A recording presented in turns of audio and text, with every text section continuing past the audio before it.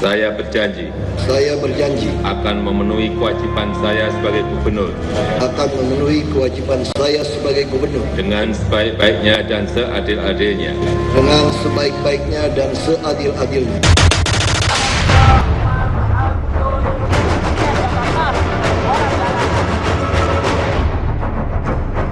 Sehari nggak ada suka duka, sehari dapat poin, diangketin dari DPRD, lumayan kan? Saya jamin tidak akan ada masalah dengan DPRD kalau saya menerima 12,1 triliun dimasukin ke dalam anggaran. APBD yang diserahkan beliau ini tidak disepakati sama dengan DPRD. Pak Ahok nih, saudara Ahok nih jabatan politik seperti saya. Ayo kita bangun. Saya sepakat kok, saya suka dengan pola kerja dia, tapi saya tidak suka dengan etika dia. Kita kan dibilang penipu, ayo kita cari. Kalau memang DPRD-nya yang salah, tangkap DPRD-nya. Kalau PNS yang salah, tangkap PNS-nya. Yang diketik tidak sesuai permohonan ya nggak mungkin mereka bikin kan. Nah sekarang gimana? Dulu saya buka aja, belum ada e-budgeting, anggota DPRD ini selalu menitipkan semua kepada SKPD. SKPD harus ngetik, masukin, mereka bebas tanpa dosa tuh. Karena seolah-olah yang menyusun anggaran ini adalah SKPD. Nah sekarang SKPD sudah tidak mau.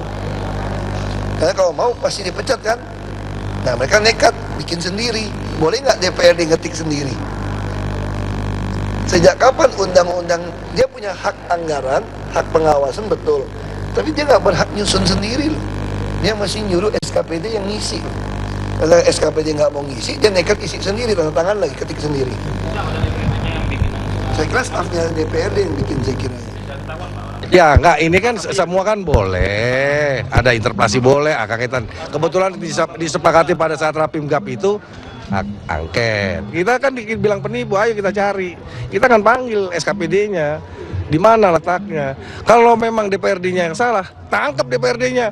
Kalau PNS yang salah, tangkap PNS-nya, gitu loh ya. Selamat malam, Assalamualaikum warahmatullahi wabarakatuh. Senang sekali di Apa Kabar Indonesia Malam. Kali ini saya Balkis Manisang, Anda menyaksikan selama 1 jam ke depan informasi yang terbaru. Di antaranya adalah yang terjadi hari ini. Benarkah DPRD ini menohok dan Ahok terpojok? Dengan hak angket yang sudah dalam persetujuan, maka dengan begitu berarti DPRD sudah setuju untuk melakukan penyelidikan atas sebuah kebijakan yang akan atau yang sudah dilakukan oleh Ahok. Dan ini bisa saja kemudian membawa Ahok kepada hal yang terburuk dari kursi Gubernur DKI, yaitu mungkin pemakzulan. Mudah-mudahan tidak ke situ, tapi kita akan lihat bagaimana perjalanan hak angket DPRD, seberapa serius penyelidikan yang akan dilakukan oleh DPRD dan beralasankah atau tidak. Tapi sebelumnya kita juga akan memberikan informasi pemirsa dengan rangkaian peristiwa yang juga terjadi hari ini. Kalau kita lihat berita-berita kemarin yang sudah cukup ramai juga tentang pembegalan, ini kok polisi kembali menggerebek sebuah kampung yang menjadi tempat kampung begal di Lampung, dan pelaku pada saat penggerebekan ini tersangka bersembunyi di langit-langit atap rumah.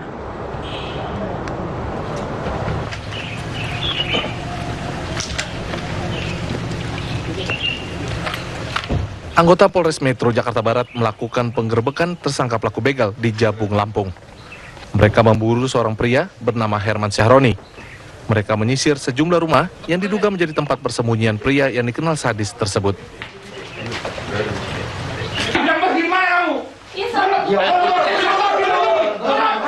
Di salah satu rumah, polisi akhirnya menemukan Herman yang bersembunyi di langit-langit rumahnya.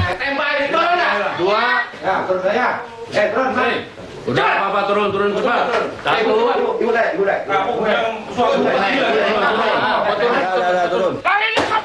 Namun pria tersebut memilih kabur melalui atap rumah sehingga polisi terpaksa menembaknya hingga lumpuh.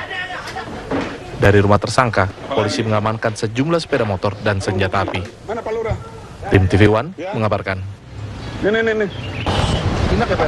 Ya, terbayar itu tadi malam sampai jam 3 pagi untuk mengantisipasi ini. Jadi untuk punya curanmor itu sekarang yang kita tangkap ada 29. 29 ini yang meninggal 7. Manakala dia membahayakan anggota, apalagi masyarakat, lumpuhkan. Begitu. Jadi yang dari 29 itu yang meninggal 7. Barang bukti yang kita amankan 120 sepeda motor, ada 21 roda 4, ada senjata api 14, 1 organik, 1 airsoft gun, dan 12 yaitu rakitan. Begitu. Sajamnya ada 140. Ini rekan-rekan, dari 29 itu 13 dari luar provinsi, bukan dari Jakarta. Kita bentuk tim juga, kita ngejar sampai sana. Ini sangat-sangat sadis memang. Maka kemarin anggota kita yang mengejar sampai ke luar provinsi pun kena tembak-tembakan, kena tangannya. Ke tempat asal? Ya. Mengejar ke tempat asal berarti? Iya, sampai ke sana kan berbukit-bukit itu ya. Lampung di Sumatera. Pemirsa, kita masih akan melihat rangkaian informasi tentang pembegalan sebelum kita bicarakan soal apa yang terjadi di Balai Kota, tepatnya kemudian apa yang terjadi pada Pak Ahok nanti. Tapi kita juga akan mengundang, ada Bang Anton Medan di sini. Selamat malam Bang Anton. Apa kabar Bang? Alhamdulillah, sehat. Alhamdulillah. Mungkin tadi saya ingin juga Abang sedikit tadi melihat ya, ada kemudian Abang sebagai seorang yang pernah punya pengalaman dulu di dunia hitam itu, kemudian melihat maraknya pembegalan yang sampai memakan korban jiwa atau mungkin korban yang cacat fisik begitu. Ini kan sebenarnya sebuah tren yang berahli dari kunci T, sistem kunci T nyuri sekarang kan agak sulit. Agak sulit karena CCTV itu di mana-mana bertebaran. Nah kemudian beralihlah ke sebut begal. Logika sederhana, begal itu tidak mungkin semua ke Lampung, mempersudah perjalanan dia. Nah saya kira di Jabodetabek ini bahkan kota itu cukup banyak yang menerima hasil begal itu. Jadi tapi memang banyak Bang kelompoknya, ada kelompok Depok, Bandung, lalu kemudian Tangerang. Artinya gini, kita mau prioritaskan yang mana dulu? Kita kan naluri logika, saya bekas pelaku dulu tahun 80-an. Saya katakan motor ini lebih mudah dijual. Ada 2 cara. Kalau dia lempar guling, sekitar 2,5 juta. Kalau dia bongkar, sasisnya aja yang nggak dipakai. Itu di kota cukup banyak. Nah, kemudian polisi sulit deteksi karena dia tidak ada jalan mana, daerah mana harus jadi sasaran. Karena dia sifatnya mengikut. Begal ini juga pakai motor ya. Nah, ini yang menyulitkan polisi untuk mengungkap kecuali kumpulan tempat mereka kayak di Lampung tadi. Betul. Nah, artinya apa? Kekuatan polisi personilnya di lapangan kan sulit kita harapkan. Nah, di sini perlu peran masyarakat. Kalau masyarakat aktif berperan, ya tapi bukan cara membakar. Kita negara hukum.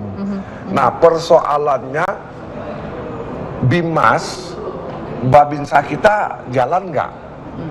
Kalau ini jalan, saya kira bisa diungkap. Saya tak ada berapa tempat. Jadi mesti Bang Anton dengan pengalaman yang sudah Bang Anton lewati dan lalui, jumlah personil polisi ini bermasalah begitu ya, atau alias kurang begitu ya? Iya, sangat kurang. Dengan melawan kelompok saja, kelompok-kelompok yang beberapa. Dia nggak kurang kalau misalnya ini terjadi pencurian.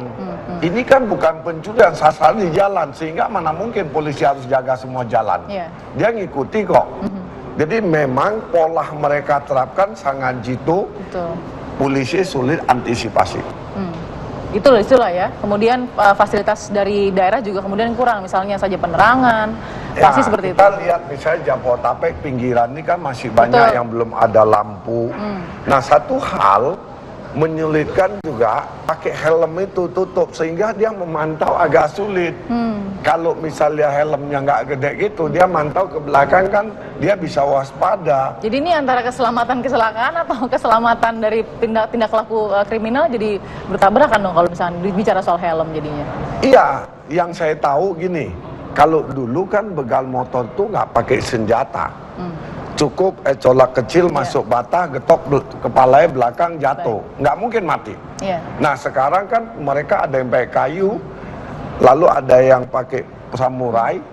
Sebenarnya hukumannya kan jelas berat, nggak perlu itu korban bisa parah, hukumannya. Tapi kalau dia sekedar getok, ambil motor ya udah selesai. Bang, saya ingin tanya, Anda setelah kemudian ibaratnya istilahnya berhijrah begitu ya, pernah menjadi mungkin guru juga atau mentor bagi mereka-mereka yang ingin tidak lagi melakui apa yang sudah dilakukan saat ini? Saya nggak melakukan, tapi binaan saya kan belum tentu semua tobat. Nah, saya monitor di mana-mana tempat mereka, kadang-kadang saya panggil, itu gimana sih begal motor? Oh bang, anak-anak sini, anak sudah sini. Tahu ya, anak-anak udah sini, tahu, anak-anak situ. Makanya saya bilang, logika sederhana, mana mungkin bawa ke Lampung semua. Baik, mudah-mudahan ini jadi catatan Bang Anton. Kita akan kembali lagi nanti, akan sambung lagi Saya pada berharap malam. Polda Metro Jaya, Ya. Jabotabek ini aja cukup banyak. Mudah-mudahan, Amin. mudah-mudahan. Kita jeda dulu ya Bang ya, sesaat Oke. lagi tetap bersama kami.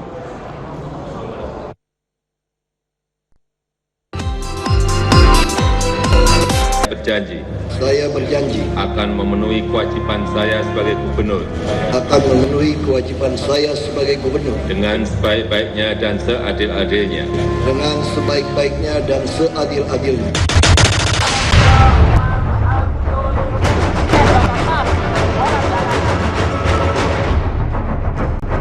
Sehari nggak ada suka duka, sehari dapat poin, diangketin dari DPRD, lumayan kan? Saya jamin tidak akan ada masalah dengan DPRD kalau saya menerima 12,1 triliun dimasukin ke dalam anggaran. APBD yang diserahkan beliau ini tidak disepakati sama dengan DPRD. Pak Ahok nih, saudara Ahok nih jabatan politik seperti saya. Ayo kita bangun. Saya sepakat kok, saya suka dengan pola kerja dia, tapi saya tidak suka dengan etika dia. Kita kan dibilang penipu, ayo kita cari. Kalau memang DPRD-nya yang salah, tangkap DPRD-nya. Kalau PNS yang salah, tangkap PNS-nya. Kembali di Apa Kabar Indonesia Malam, Anda sudah mendengar tadi apa pernyataan dari Pak Ahok. Tapi saya tidak sendiri di sini untuk melihat juga sudah ada Bang Anton Medan. Kenapa tadi Bang Anton Medan di sini? Karena Bang Anton ini juga cukup dekat dengan Pak Ahok ya. Saya yang dukung dia pertama kali lewat independen, calon gubernur. Oke, baik. Tidak hanya Pak Bang Anton Medan, ada juga Bang Joni. Selamat malam, Bang Joni Simanjuntak. Malam. Dari fraksi PDIP, lalu kemudian ada Pak Ferry Yonevil dari Hanura. Selamat malam, Pak. Malam. Baik, ini tadi yang sudah menyetujui menandatangani hak angket ya, Pak. Kita lihat dulu bagaimana tadi ada 9 fraksi DPRD DKI Jakarta yang juga sudah menyetujui pengajuan hak angket karena Ahok ini disinyalir melanggar peraturan daerah dan peraturan menteri terkait pengolahan keuangan daerah.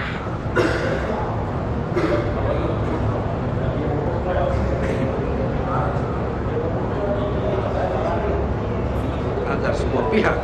Sidang dihadiri 91 anggota DPRD dari 9 fraksi. Sidang dipimpin oleh Ketua DPRD DKI Prasetyo Edy Marsudi beserta 4 wakilnya. Diawali dengan pemaparan pimpinan sidang, kemudian dilanjutkan dengan pemaparan alasan mengapa hak angket diajukan oleh anggota DPRD DKI dari perwakilan fraksi. 9 fraksi menilai Gubernur DKI Jakarta Basuki Cahayapurnama melanggar Perda dan Permen tentang pemerintah daerah dan pengelolaan keuangan daerah. Usai persetujuan pengajuan hak angket, DPRD juga segera membentuk selanjutnya tim investigasi kasus pemalsuan dokumen APBD DKI Jakarta.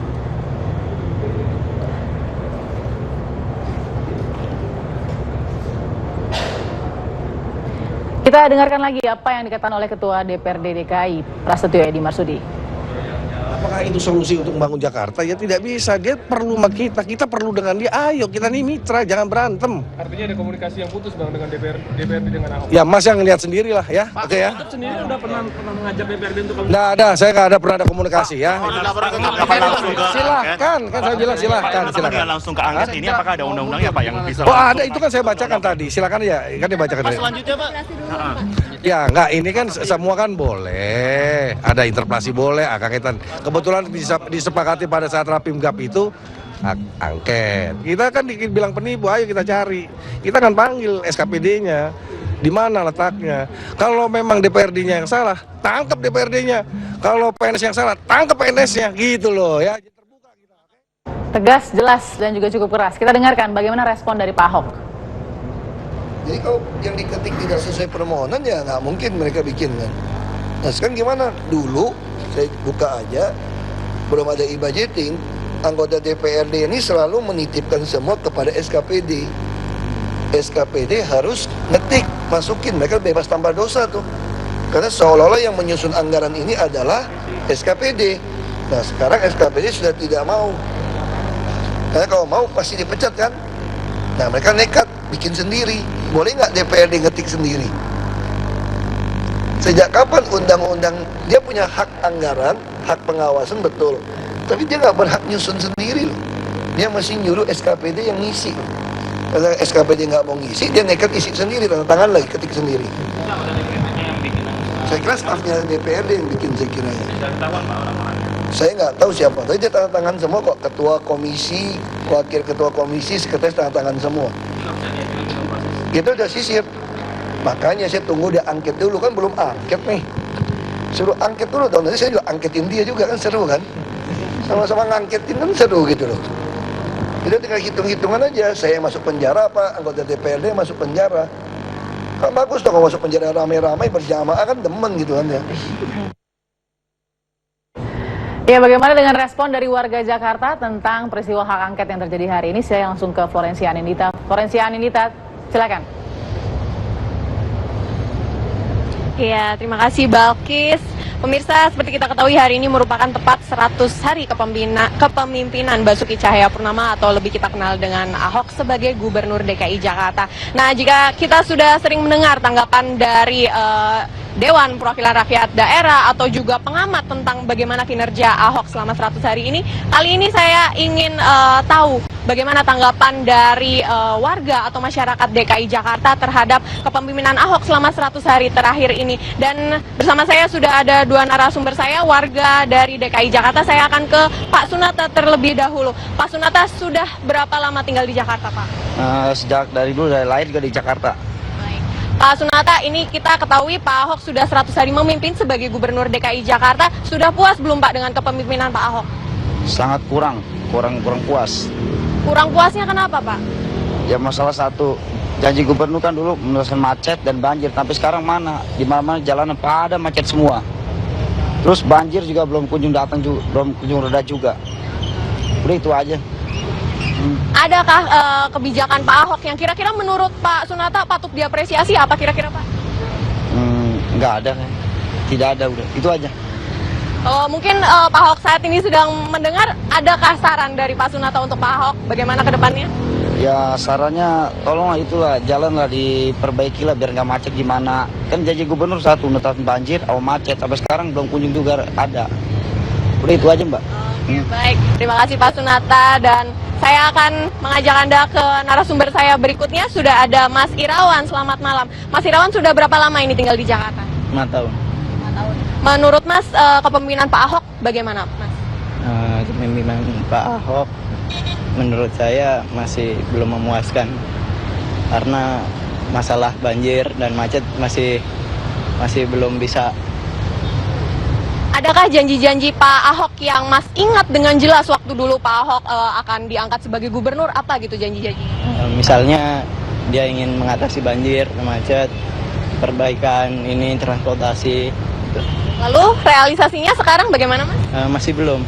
Dari busway misalnya masih kelihatan masih belum memuaskan.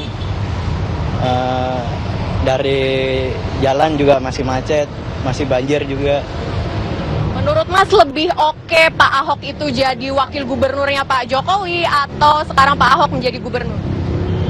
Kalau dilihat dari situ sih sebetulnya dari sebelum dia masih wakil, saya kayak kelihatan dia cocok untuk jadi gubernur.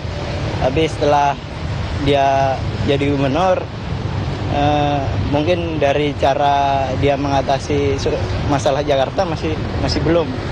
Jadi dulu Mas itu sempat yakin ya bahwa Pak Ahok ini akan membawa perubahan kepada DKI Jakarta. Namun ternyata sekarang masih dirasa kurang begitu ya Mas Irawan. Baik, terima kasih Mas Irawan dan Pak Sunata. Demikian Balkis kira-kira tanggapan warga dari DKI Jakarta. Tentunya di luar sana masih banyak tanggapan dari masyarakat dan tidak dapat kami himpun di sini seluruhnya, namun semoga yang tadi dapat menjadi gambaran. Demikian Balkis, kembali pada Anda. Terima kasih Florencia Anindita. Itu adalah kemudian tanggapan dari beberapa warga Jakarta mungkin yang masih ada harapan tapi juga ada ketidakpuasan. Kita akan lihat lagi bagaimana kinerja 100 hari dari Pak Ahok yang akhirnya diberikan kado spesial hak angket dari DPRD. Sesaat lagi tetap bersama kami.